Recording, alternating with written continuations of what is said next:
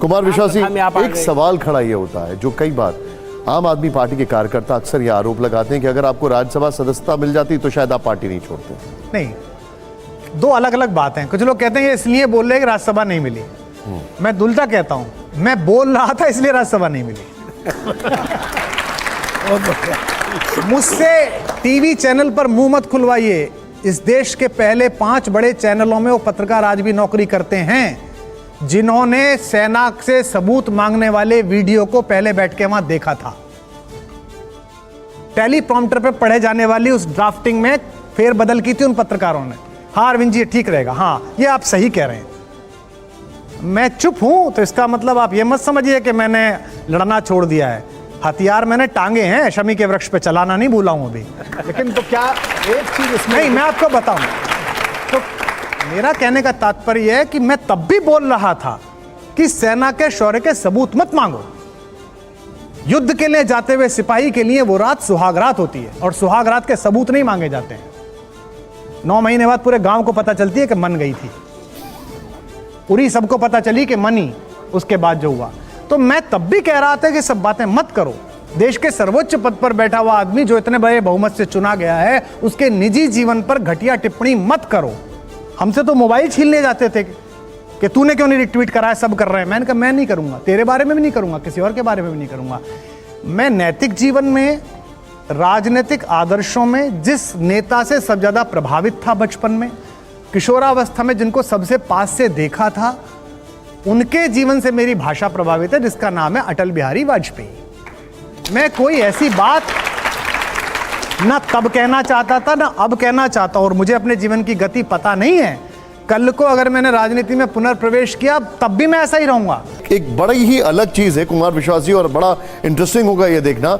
हम यहां पर दिखा रहे हैं एक रैपिड फायर राउंड, थोड़ा अलग रैपिड फायर जी। 2 तस्वीरें होंगी, आपको एक पिक करनी होगी और मैं चाहूंगा कि हर जवाब पे जोरदार तालियां हो। तो आप लोग तैयार हैं रैपिड फायर के लिए? दिखाइए जरा, प्ले करिए। बेहतर नेता कौन, राहुल गांधी या अरविंद केजरीवाल? इसमें से बेहतर हटाओ।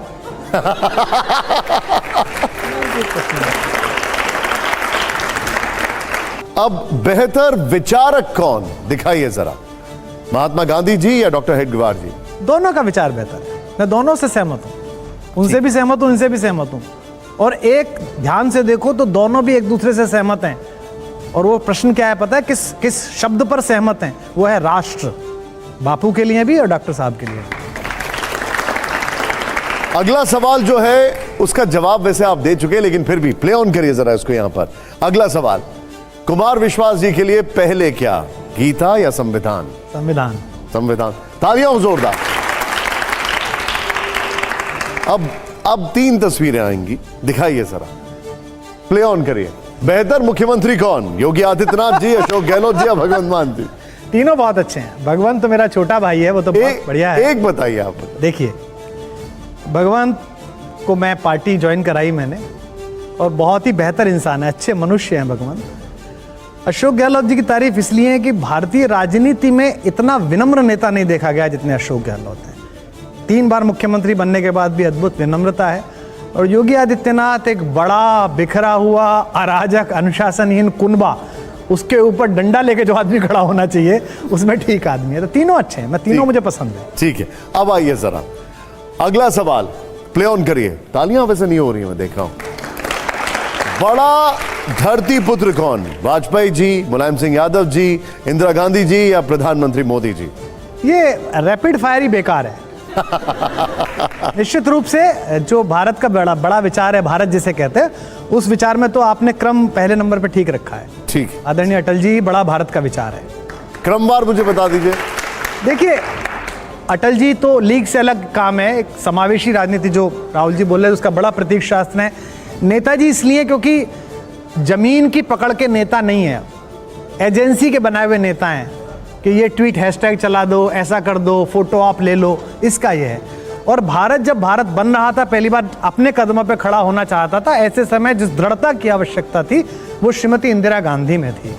और अब जो वैश्विक भारत है उसमें नरेंद्र मोदी जी की लोकप्रियता अप्रतिम है। अब इसमें बुरा माने कोई भला माने, भाई राजनीति बेटरमेंट के चुनाव का काम है। और बड़े फलक पर इस समय जो भारत में नेता दिखाई देते हैं उनमें नरेंद्र मोदी एक सक्षमतम नेता है इस समय, इसीलिए लोगों ने चुनते हैं। मैं वोट दूं ना दूं इससे क्या फर्क पड़ता है, ये वोट देना दे, लोगों ने चुनते हैं।